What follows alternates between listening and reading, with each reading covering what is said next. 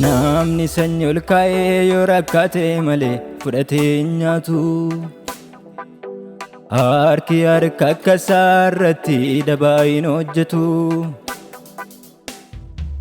Qaamni si qaamatti tokkoomee jiraata gargar cabeen oolu.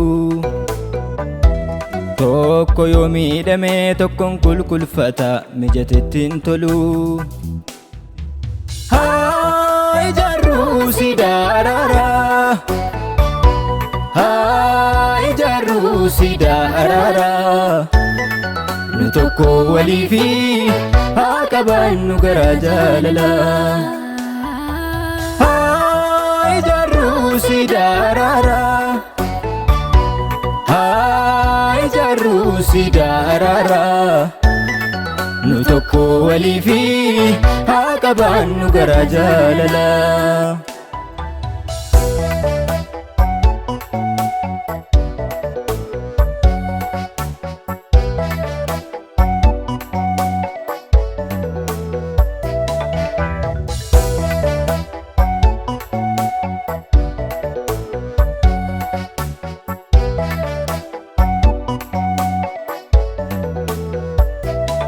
Obboleessa obboleessa ganee bu'aa malee argate.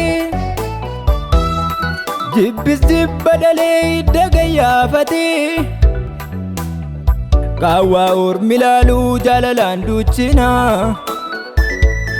Een tokkoomnaa maaloo yoo si argina. Nun baasuu wal miidhuuni. Hamaa walii yaaduuni. Nagaaf dhimmuun wayyaa. Dhugaan keenya dhibame yoos deebi'een fayyaa.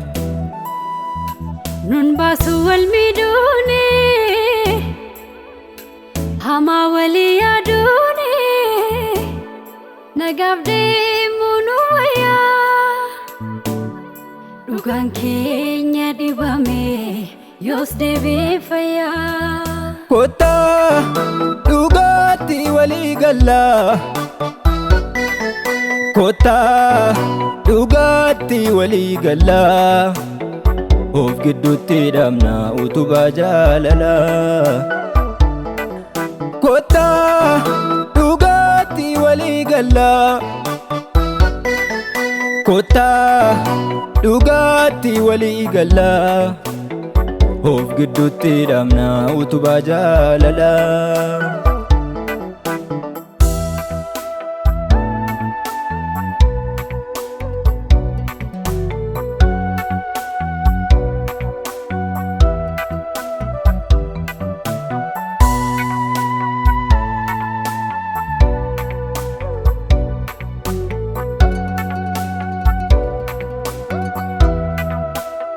Gamtoomee jiraata bineensi illee kophaa ba'ee of shakka.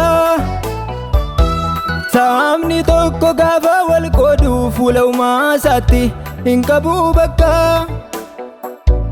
Mukti mukatti caabe carraa jiraachuun qabu. Walaa dandeenyu maaloo ajaa quba isaati abbaan hin dadhabu.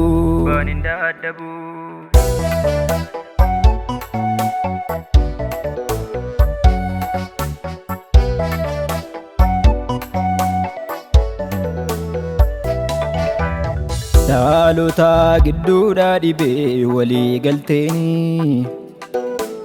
Biyyatu nagaadhaan daaree baay'atee miidhamni. Lammi isaa darbatu boollatti. Gaara nama gammadee badiisa walii isaatti. Ijaarsi ganamaa jigeedhaan jaalala lamnaani. Deemee lagaan ce'uu namni wallamnaani. Nuuf kenni humna tokkummaa. Bulchiinsi dhugaa kan keetii galmii walqixxummaa. Nu keessaa baasii gara akka dhagaa jabaatu. Ilaalcha keenya qaroomsi nu godhi nama lubbuuf iddoo laatu.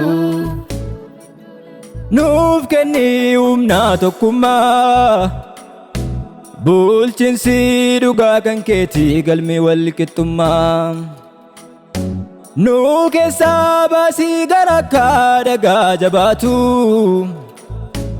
ilaalcha keenya qaroomsi nu godhi nama lubbuuf iddoo laatu nuuf kenni humna tokkummaa